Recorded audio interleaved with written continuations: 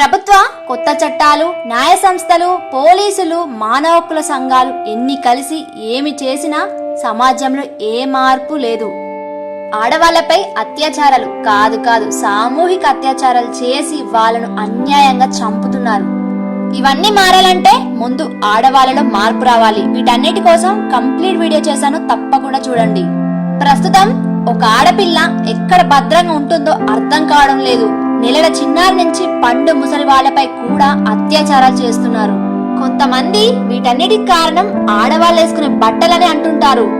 చిన్న పిల్లలు, ముసలి వాళ్ళు ఏ మోడర్న్ డ్రెస్సులు వేసుకుంటున్నారని వాళ్ళపై అఘాయిత్యాలు. దీనికి సమాధానం ఎవరైనా చెప్తారా? ఇంకా కొంతమంది ఆడవాళ్లకు రాత్రిపూట రోడ్డుపై ఏం పనని ప్రశ్నిస్తున్నారు. అటు ఇల్లు చక్కబెట్టుకొని కుటుంబం కోసం ఏదో ఒక పని చేస్తూ ఇంటికెళ్లే దారిలో అఘాయిత్యాలు. ప్రాణం పోసిన దేవుడు కన్నా మన కళ్ళ ముందు ప్రాణాలు నిలబెడుతున్న డాక్టర్ కే ఎక్కువ గౌరవిస్తాం. దేవాలయంతో సమానమైన హాస్పిటల్లో దైవం లాంటి డాక్టర్ ను బలి తీసుకున్నారు కామాంధులు.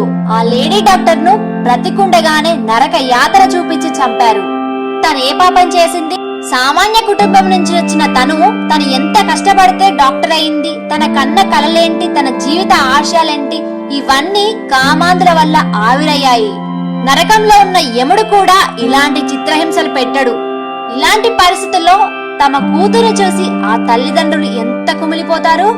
ప్రతి ఆడది ఉలిక్కి పడేలా డాక్టర్ హత్యాచరణ ఘటన జరిగింది. మనకు తెలిసినవి కొన్నే, తెలియనివి ఎన్నో జరుగుతున్నాయి ప్రతిరోజు. మృగాల కన్నా క్రూరంగా ప్రవర్తిస్తున్న వీళ్లను మనం ఎలా శిక్షించాలి? జైల్లో పెట్టి 3 పూటల తిండి పెట్టి కొన్ని రోజులకి వదిలేసి ఇలా ఇంకొంతమంది తప్పు చేయాలని ప్రోత్సహించాలి. ఇదే కదా మన సమాజంలో జరుగుతుంది. ఇలాంటి తప్పులు ఆపే ప్రయత్నంగా ఇంట్లో ఉన్న మగపిల్లలు మైండ్ సెట్ మార్చాలి, మోరల్ వాల్యూస్ చెప్పాలి అని అందరు చెప్తారు. అవును, ఇవన్నీ నిజమే. కానీ ఇవన్నీ ఆల్కహాల్ ఎక్కువ తీసుకున్న మగవాళ్ళే చేస్తున్నారు. ఆల్కహాల్ కూడా కంట్రోల్ చేయొచ్చుగా. ఓ మర్చిపోయా, మెయిన్ ఇన్కమ్ సోర్స్ మనకి ఆల్కహాలే కదా. ఆడవాళ్ళందరికీ నేనొకటే చెప్తున్నా, ఎవ్వరు మన కోసం ఏం చేయరు. మనల్ని మనమే కాపాడుకోవాలి. మన ఆడపిల్లలు మనలాగా బలహీనంగా నిస్సహాయకంగా కాకుండా ధైర్యవంతంగా మంచి చెడు నేర్పి వాళ్ళను వాళ్ళు కాపాడుకునేలాగా ప్రోత్సహించాలి. వాళ్లకు చదువుతో పాటు స్పెషల్ డిఫెన్స్ కోర్సు నేర్పాలి. మంచితనం, సున్నితత్వంతో పాటు ప్రశ్నించే తత్వం, తిరగబడే ధైర్యాన్ని మనం నేర్పాలి.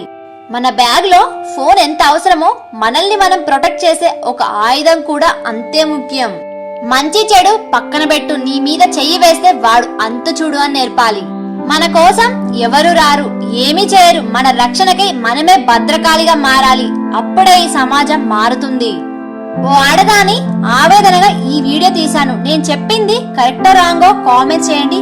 నా వీడియో కనుక నచ్చితే సమాజ మార్పు కోసం ప్రతి ఒక్కరికి షేర్ చేయండి.